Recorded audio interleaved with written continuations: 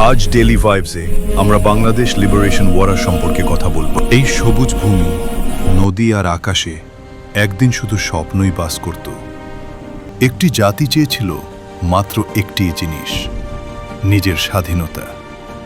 কিন্তু সেই স্বপ্নের উপর নেমে এসেছিল অন্ধকার। ৭১ সালের ২৫ মার্চ রাত ভেঙে নেমে আসে নরক। গুলি, আগুন আর চিৎকারে রক্তে ভেসে যায় শহর।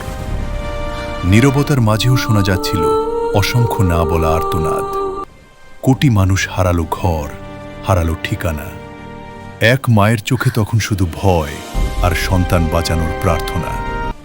আর কেউ কেউ থেকে গেল লড়াই করার জন্য। জন্ম নিল মুক্তিবাহিনী, স্বাধীনতার সৈনিকরা। কৃষক, ছাত্র, শিক্ষক সবাই হয়ে উঠল যোদ্ধা। জঙ্গল, নদী আর রাত সবই ছিল তাদের যুদ্ধক্ষেত্র। অস্ত্র কম ছিল, কিন্তু সাহস ছিল সীমাহীন।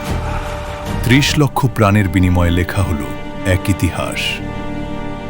অগণিত গণিত নারীর নিঃশব্দ যন্ত্রণা আজও আমাদের লজ্জা। তবু বাংলার মানুষ কখনো মাথা নত করেনি। অন্ধকার সরে আলো এগিয়ে আসে।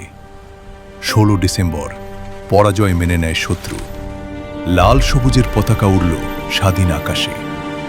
এ শুধু ইতিহাস নয়, এ আমাদের অস্তিত্ব, আমাদের অঙ্গীকার।